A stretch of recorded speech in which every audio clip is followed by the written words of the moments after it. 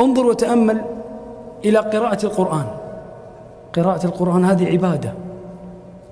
إذا كانت هذه القراءة لا توصلك إلى تقوى الله فراجع تلك القراءة. يقول سبحانه وتعالى: وكذلك أنزلناه قرآنا عربيا وصرفنا فيه من الوعيد. لماذا؟ لعلهم يتقون، لعلهم يتقون أو يحدث لهم ذكرا. نريد تلك القراءة التي توصلنا إلى خشية الله وتوصلنا أحبابي في الله إلى تقوى الله عز وجل. انظر إلى عبادة الصيام.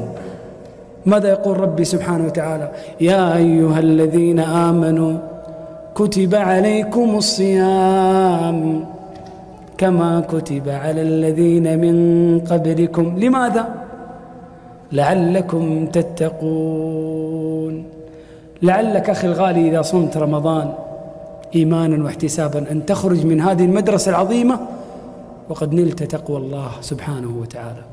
انظر وتأمل إلى عبادة الحج.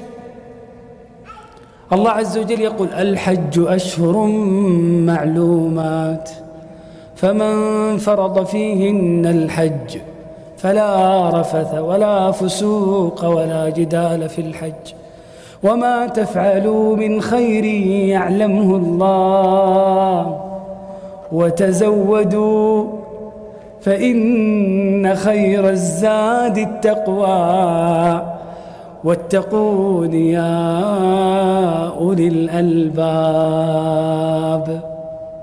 انظر وتأمل إلى عبادة الهدي والأضاحي. الله عز وجل لا يريد اللحوم، غني سبحانه وتعالى. الله عز وجل لا يريد الدماء.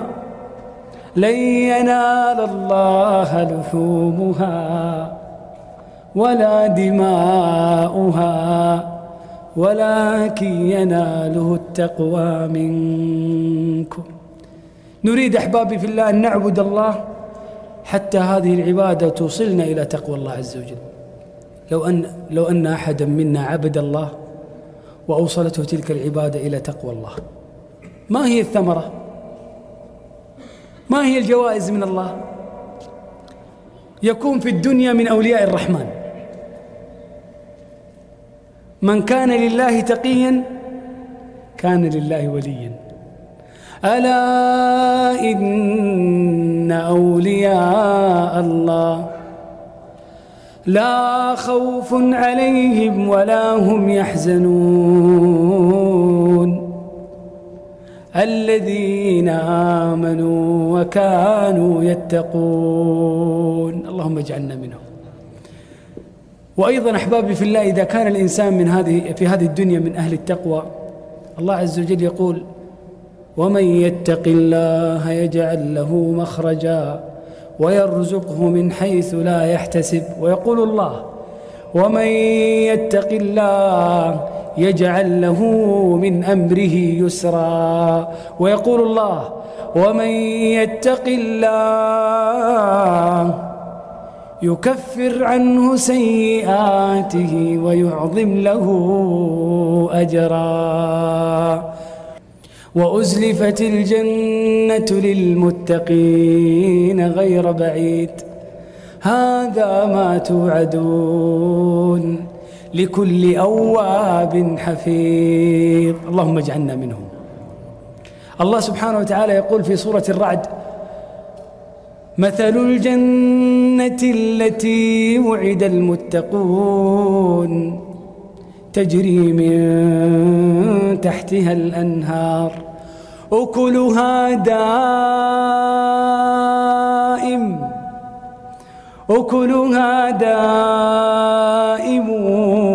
وظلها تلك عقبى الذين اتقوا وعقبى الكافرين النار. اللهم اجعلنا من المتقين.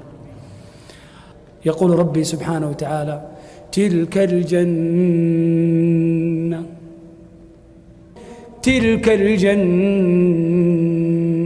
بما فيها من النعيم، من القصور، من الحور، من الأنهار، من رؤية الله سبحانه وتعالى، وهو أعظم النعيم. تلك الجنة التي نورث من عبادنا من كان تقيا وتزودوا فإن خير الزاد التقوى واتقون يا أولي الألباب. اللهم اجعلنا من المتقين، اللهم اجعلنا من المتقين.